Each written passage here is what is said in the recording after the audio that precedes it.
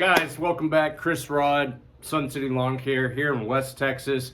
We're going to do another video. We're rocking and rolling. It's lawn care season. If you haven't gotten out there to start taking care of your lawn, it's a really good time. It is springtime, guys. Time to fertilize, time to mow. If you guys been following my channel at all, you know that we've been transitioning from our rye winter annual grass to back to the Bermuda grass, okay? And it is a lot greener, as you have previously seen, due to our high nitrogen application of urea 4600.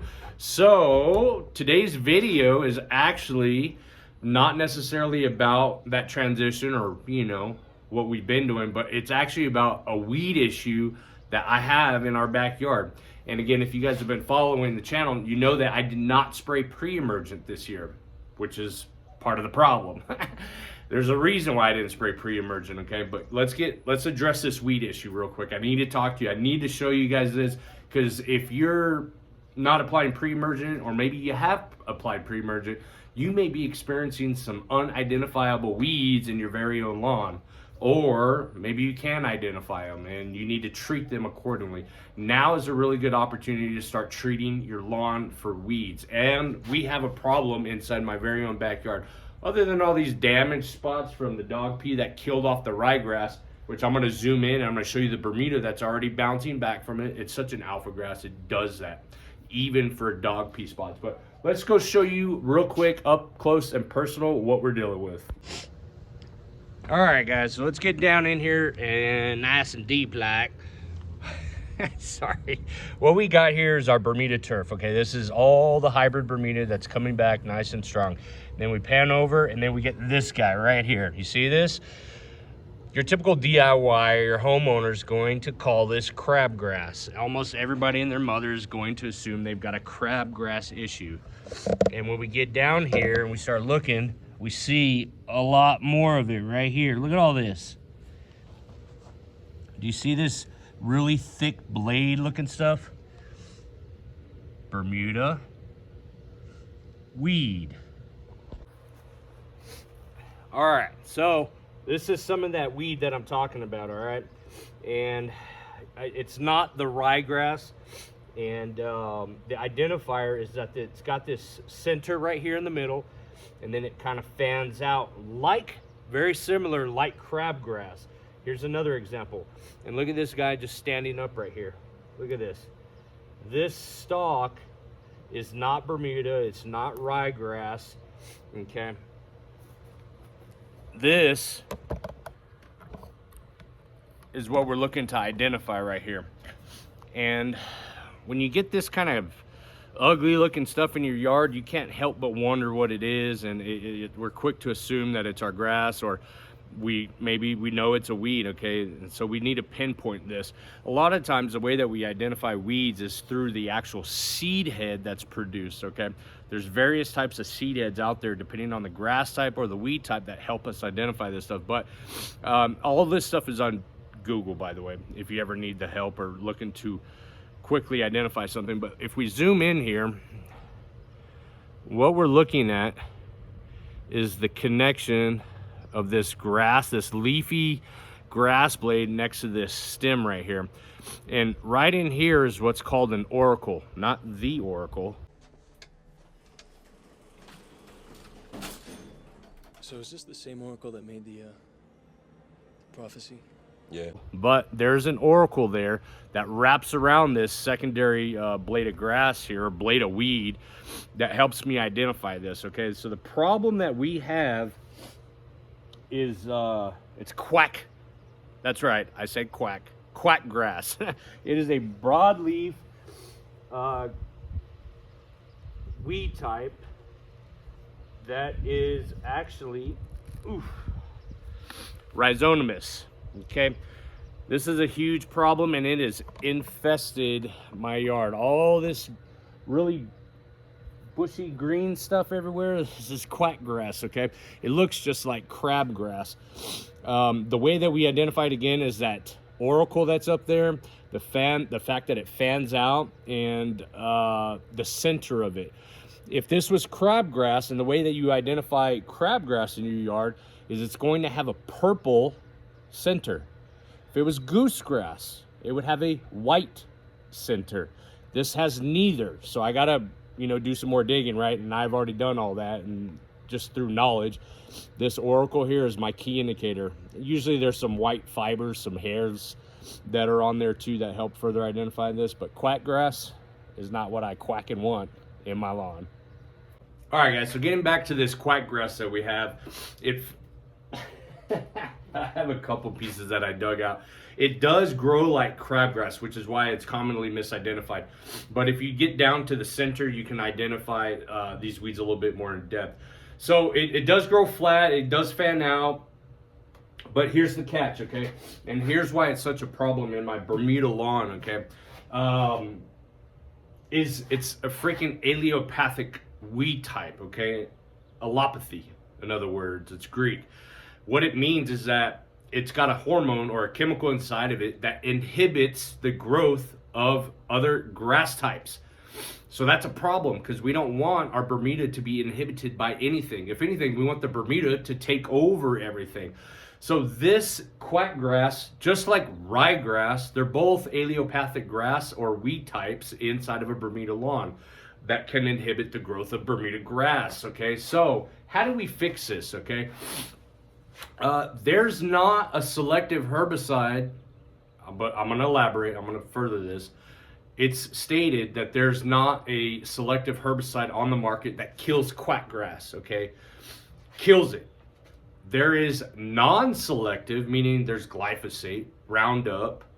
The active ingredient inside of Roundup is glyphosate that we use to treat quack-grass, okay, and various other types of weeds. But inside of a lawn area, you can't use non-selective herbicides unless you're trying to kill everything. Okay, so we're not going to be using non-selective herbicides, which goes back to my my original point of the conversation, is the reason why I didn't use pre-emergent, and I'll get into that hopefully today. But the quack-grass, okay, normally I have selective herbicides that help control quack-grass, okay?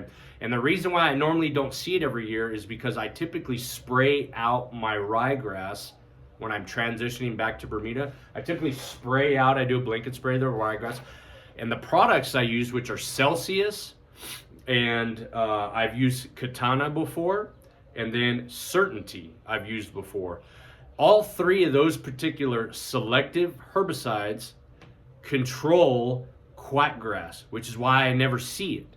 Because when I spray for the ryegrass, it controls the quack-grass. So there lies the problem. If you guys been following, I did not spray this yard this year. And the reason why is because I'm showing you an alternative method to treat the ryegrass or mow out the ryegrass from the Bermuda lawns when you're transitioning back to Bermuda. So what we're going to do, and this is how we're going to solve our problem, and I kind of want your guys' feedback, okay? I want to know, and leave a comment below, and don't forget, if you haven't subscribed, please subscribe so you can watch the transition. I want to know if you guys want me to do a full should I do a full lawn renovation? Because this is the alternative to getting rid of quack-grass, other than just controlling it, is you decimate it. You smoke it off with glyphosate and you start fresh, okay? That's option A. Okay, should I do that, or should I continue to mow it out like I'm doing with the ryegrass to transition back to Bermuda? That is the alternative to not using herbicides, okay? Is you mow out the quack-grass, again, which is what we've been doing all this time, is we've been mowing low, bagging the clippings, hauling them, throwing them away. And what that's going to do in cohesion with increased nitrogen applications, okay, is it allows the Bermuda to thicken up like a dense carpet and chokes out the crabgrass. So option A, should I start fresh, kill everything off, overseed, show you guys that whole process, or should I continue just to mow low and let the Bermuda take over? What do you guys think? Leave a comment below.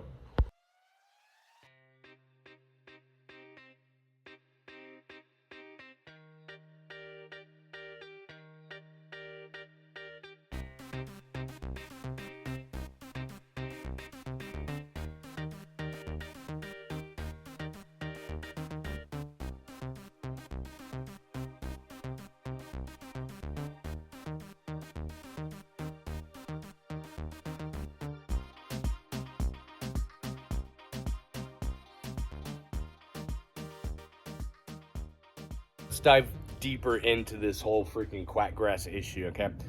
Mowing it low is your answer, okay, if you're not using herbicides, okay, to control it. And that's what we've been doing again. But I wanted to show this to you because I think this is what's interesting. And we're gonna get in here nice and deep. See this top growth right here? Under here is the Bermuda. This is Bermuda grass everywhere, right? In between here. And this top growth. Now, I told you guys it grows like crabgrass, right? Okay, well, crabgrass is kind of flat. It's flat and it fans out, right? But when you guys are running high nitrogen in your lawns, what we get is a lot more of this top growth. All these little shoots that are just straight up right here, okay? And as you know, we put down a full pound of nitrogen 2 weeks ago or so, and so the result is you get a lot of Bermuda grass. You get a lot of Bermuda grass growing, and we're forcing that quackgrass to grow more vertically than fan out. In addition to that, unlike crabgrass, quackgrass grows with rhizomes, massive rhizomes underneath the soil root system, if you will. That's what a rhizome is. But when you run high nitrogen, okay, that helps decrease our weed issue to allow us to mow off the top of this, okay? And keeping it low allows that Bermuda to really spread and take over where that quackgrass is growing. That is our solution, okay? So it's mowing low, that's your friend. I tell you guys over and over again, a lot of my consultations, I say the same thing. This year, mowing is my best friend.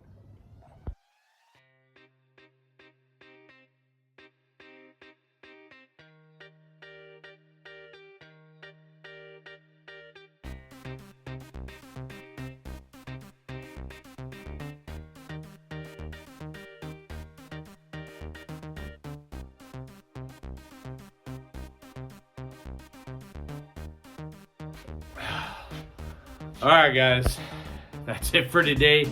I just wanted to pinpoint to y'all that I've got a quackgrass issue. It's a weed issue, okay? I did not spray pre-emergent, and it does help control it. Point of the video, I want feedback from you guys. Which option should I go with? Should I smoke everything off, kill it with some Roundup, some glyphosate? I don't use Roundup, I use something a little bit more better. But should I go and smoke it all, start fresh from scratch, or should I continue to mow it out, okay? Your typical homeowner, you guys are gonna continue, you're gonna want to mow it out if you got a severe weed issue and to allow that Bermuda grass to take over, okay? Now, I do wanna answer this question, actually two questions I've had, but one is I wear a mask usually because I've got really bad allergies. This morning I woke up and just like a faucet, my eyes, my nose, everything was just running like crazy. So when I do lawn care, you'll see me wear my 3 mil mask because if I don't, sometimes it gets to the point where I can't even breathe. The second question is, why did I not do my pre-emergent application? The reason why is because earlier in the part of the year, I had decided already to go ahead and do a complete lawn renovation to show you guys how to do a renovation, or if you've got nothing but bare dirt, how you can overseed your very own backyard. That was something that I thought about doing. And in the past, over the course of these years, what I've always wanted to do was to make sure that I had a 100% grass type. I know I've got hybrid Bermuda. When I bought the house in 2016, I just didn't know what was laid. The sod, when it was laid, I didn't know any of that. Now I could probably cut some out, get it to the university and have them study it. They're gonna tell me it's 1 or 2 hybrids that they grow here, which is fine, that's great. But I've also thought about changing my grass type, not just from Bermuda, but to a more specific cultivar of Bermuda, okay? I thought about that. So it was already in the back of my mind that I wanted to do this, but I'd like your guys' feedback. Should I decimate it all and start fresh, or should I continue to mow it out and maybe do this next season or something? But I'm showing you right now, when you mow it out, without using herbicides, you can allow that Bermuda grass to take over, which is what we're gonna be doing for the immediate purposes. But outside of that, I mean, once you mow it, you can't even tell that quackgrass is there until you get up close and personal with it. If you guys have any comments, leave a comment below. I will get back to you as soon as possible. I've got herbicides on the way also that specifically control quack-grass. If you guys want me to continue to mow, we will eventually have to spray something, possibly. Let me know. Check you guys later. Bye.